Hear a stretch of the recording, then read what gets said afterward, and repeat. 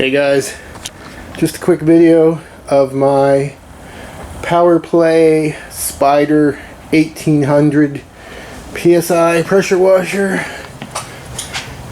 Just bought it yesterday.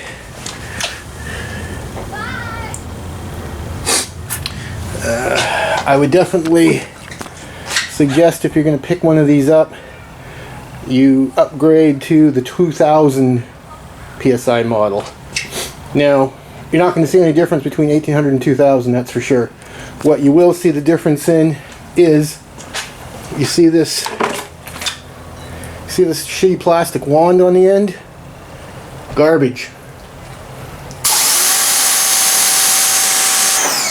Works okay.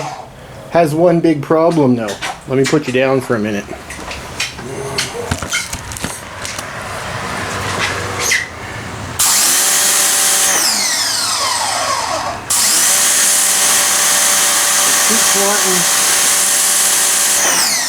Every time you let the thing sit for a few minutes and don't use it, it keeps wanting to go back to full jet mode.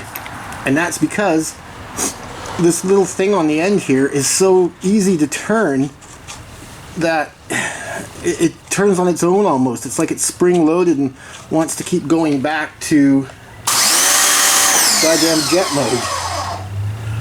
So almost every time you pick it up and use it, you've got to put the thing back in to a reasonable usage fan mode.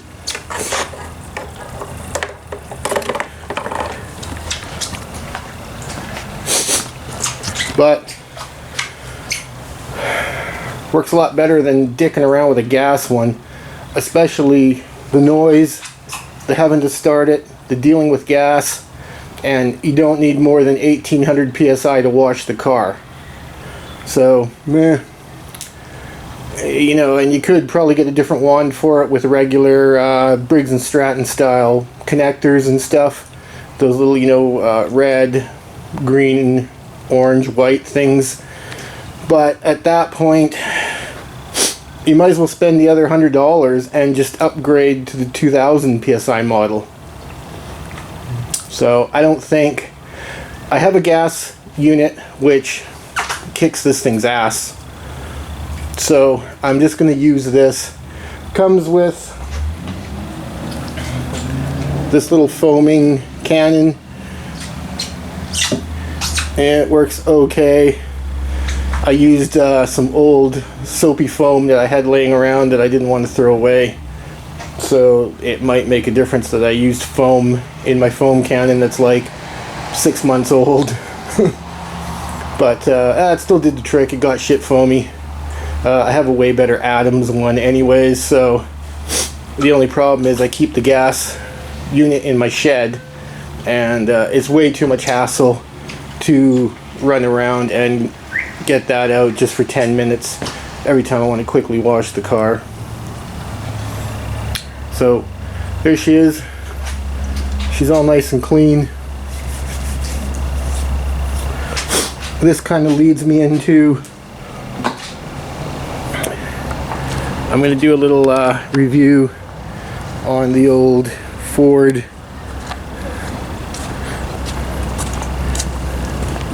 Fusion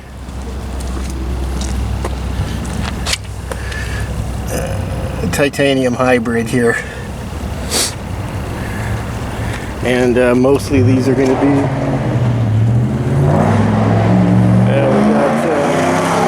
yeah, beautiful, thank you buddy.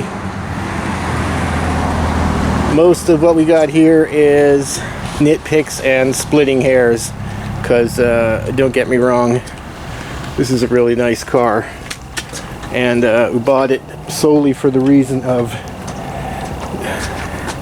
getting a bit better gas mileage out of the thing, which so far I've used about 2 tanks of gas in it, and I've got almost 700k. Now granted, I filled up before it was completely empty, but let's take a look inside. That's where most of the little nitpicks and things I don't like about it are. Okay guys, here we are inside the car. This is definitely the most high-tech car I've had with the most features, but and also this is my first hybrid, and there's a couple things that I find it's kind of missing. I'd like easier access to, you know, like I said, nitpicking, splitting hairs here, but let's take a look. On the left here is mostly your battery information. Sorry about the shaky camera. That's the best I can hold it. You got trip 1, trip 2, speedometer. It's kind of useless in my opinion. This is the first thing we got, engage. The big ring on the outer left is how much you're using the gas engine. That little ring on the inside left is how much battery you're contributing to the use. And obviously the ring on the right there, that's your kilometers, liters per 100K. That's completely to do with the gas engine. Things turn blue when you're using the battery. They stay white when you're on the gas engine. And that's what they call the engage. Here's the empower. Completely kind of stupid. It's almost the same thing. Why have it? The big ring on the left is a combination of how much battery and gas engine you're using. White when you're on the gas, blue when you're using the battery. And again, on the right there is your liters per 100K. It doesn't really do anything when you're just in battery mode. It just turns blue and goes blank. My view. This is where you can kind of set up a few of your own features. I have engine RPM and I have climate. You can see how much current or how much kilowatts the battery's using for, you know, climate would be like your defrost, heater. Other would be like, you know, headlights, radio, heated seats, stuff like that. So yeah, I guess it's okay. The point of my view is you can change the you can customize it a little bit.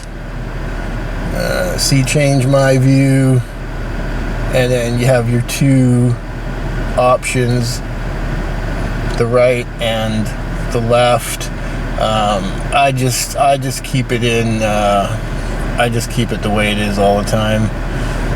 Basically, climate, like you saw, your odometer. This is your gas mileage. This is your liters per 100K over the last 10 minutes. This braking coach thing, that's kind of, I don't know, that would need some going over and explaining on its own. I guess blank. Liters per 100K. It does have an actual engine temperature and the climate. And then on the left there, it's got the same thing, your RPM, which is the one I'm using, climate and other. That's just a more detailed view of it. Trip 2, that's your mileage, kind of like how many your liters per 100K over the last 10 minutes of driving. What they kind of call your braking coach. Just blank. I don't know why you'd bother having it blank. I would want something there at least. Split power, that's engine and battery usage. Power plus threshold. And the tachometer, RPM.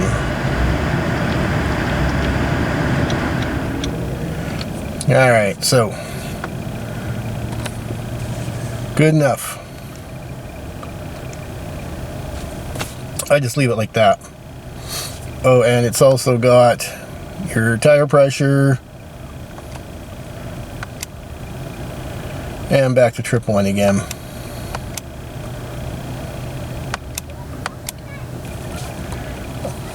The middle Obviously, it's one big speedometer. I don't know why they couldn't make the whole dash digital, to be honest with you. You know, it'd be nice to have more information on there. They could just have a digital readout of your speed, and if you want to change it to, you know, the more traditional dial, well, there you go, you can do that too.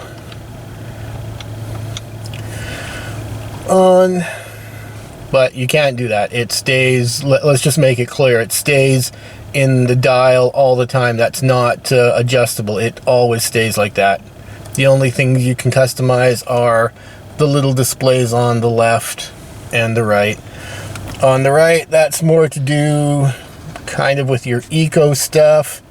There's your mileage, you know, your instant liters per 100k over the last 10 minutes. You can change it to 5 minutes or half an hour. This is like, so this is kind of like a braking coach, acceleration coach. The more full those bars are, the better you're doing. It's kind of like, think of it as a grade in school. You want to get those bars as full as you can, or like a video game, or whatever the hell you want to think of it as. The cruising, I'm not really sure what the cruising is. The acceleration, if you're hard on the gas and you're almost flooring it, that acceleration bar is going to be way down under half, and it's going to turn yellow. If you're one of those kind of guys that you just fly up to the light before you hit the brake, that braking line is going to be way under half and yellow. So, you know, that'll kind of give you a little indication of how you should change your driving habits. This leaf thing, when you're driving, the less leaves that are on your little branches and they start dying and falling off, that means you're driving the car too hard and you're not really being efficient. You know, kind of in my opinion, why did you buy a hybrid car if you're a lead foot? You got to get out of that lead foot mentality. Okay, so also a couple other pet peeves are, you know, bottom line, the car still has a gasoline engine in it, right? I wish that they had a simple one button view for your old school gauges, your temperature, your volts, your oil pressure, and your RPM. You know, not just a goofy little, you know, thing that sits the size of a thumbnail in the corner there. You know, I wish they had like an old school readout where you could just hit it and it would show you those readings. Also too, this is not a plug-in vehicle. You don't plug it in. It just recharges through regenerative braking and when you're coasting. There's nowhere on the entire readout of anything that tells you exactly how full or empty the battery is. All it does is it tells you when the battery is charging and it's not using the gasoline engine. See, as you can see right here, the car started up and it's now white, so that means the engine is running, you know, running about 1200 RPM or something like that. But yeah, you know, nitpicking, right? But still, I would like to see that. All right, let's move over here now. Let's move over to the readout. This thing, it doesn't have it doesn't have 360 camera. It just has backup camera. You can't turn the backup camera on whenever you want just to see what's behind you. You have to physically put the car in reverse. It does have an option where the camera stays showing reverse after you've been in reverse, and then you can, you know, just hit the cancel button to turn it off. I wish there was a few more color options. It defaults to kind of a baby blue color, and you get maybe 4 more options which are all in kind of a blue hue. Yeah, I wish there was a few more options to change it. Climate Lots of options on the Climate. You get dual heater and temperature for the passenger. The person in the back, they get a couple of vents blowing on them, but they don't get anything else. If you get the titanium version like I did, then you also get heated and cooled seats. Now this is worth mentioning. Let's talk about this titanium version for a minute. This is supposed to be the T of the L, top of the line. And according to what I've read in the user manual of the car, it talks about features that aren't there, such as assisted parking, you know, where the car parks itself in a parallel parking situation, or backs into a spot on its own, stuff like that. This car doesn't have that. I thought it was the top of the line. I don't get why it doesn't have it, but I don't know. I didn't build the thing, right? So the manual does talk about, some features that this car doesn't have. Little annoying. Some other, I'm just trying to think if there's any other features in here that I would like to see. What else could there be here? Being that it is the titanium, does come with the top of the line stereo, so that's pretty nice. This power flow option is kind of cool. You can see where the power is flowing. I wish there were more options or more readouts in this big screen about what the car is doing battery wise than just this. Take some of these features and put them in this screen here. You know, yeah, they can stay in the other screen.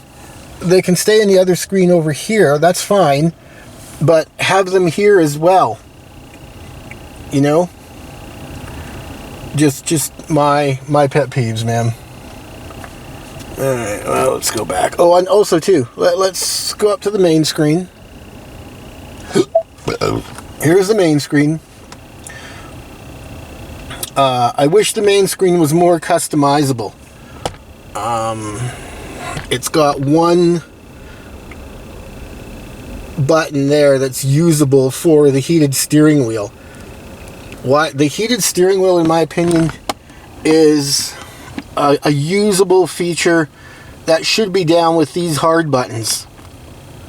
You know, because you're going to be using that a lot during the winter time. Also, too, another feature that's stuck in this menu here is traction control. Now, you're not going to be using it very often, but up here in Canada, we do get a reasonable amount of snow, and if you're stuck and you need to spin the tires a bit to get out, you got to turn that traction control off. And if it's buried in the friggin' menu, that just adds frustration to the situation, in my opinion. So you can make what you want of that option. Honestly, I've never had a reason to turn the traction control off, because I live in Vancouver, Lower Mainland. We don't get that much snow. Other than that, that kind of wraps up my nitpicks of the 2019 Ford Fusion Hybrid. My girlfriend traded in her 2012 Hybrid, or I should say 2012 Fusion, to add a little bit of money as down payment on this car. She didn't get very much for it, by the way. And the trunk difference is huge. The battery in the trunk, taking up some of the trunk space, big. You lose a lot of trunk space in this car compared to her 2012 gas Ford Fusion. So not too loving that, but you know, honestly, we're not going to be putting too much stuff in this car that's that big and bulky. We're definitely not going to use the slam and jam until the car gets older, but you know, right now the car is not even a month old, so if we had to carry anything that didn't exactly fit in the car so well, we just go rent a van or something like that. You know, I don't want to trash this car. It's brand new, right? Also, too, one other nitpick is, let me get you down here. You see these? See how your fingers go right through? Would have been nice if this was a solid bottom here. It's really handy to put your phone in and stuff like that. In my opinion, this car could use a few more little cubby holes. You know, they're okay, but you can never have too many cubby holes for stuff. So, alright guys. As you can tell, I don't make a lot of YouTube videos, so you can rake me over the coals if you want for a shitty review and a shaky camera, but at the end of the day, I just wanted to get a few things out there that I don't like about the car. But don't get me wrong, this is a great car, gets awesome mileage. As you can see, I've only got 1,300 Ks on the car, so the thing's still, you know, barely broken in, right? Right. So, you know, I'm only on I'm only on my third tank of gas, for frig's sakes. Excuse me. So we'll leave it at that. I might make a part 2 to this video after I've owned the car a while, and you know, maybe when it's a sunny day out. Right now it's a rainy, typical rainy November Vancouver day. So yeah, we'll leave it at that. Over and out.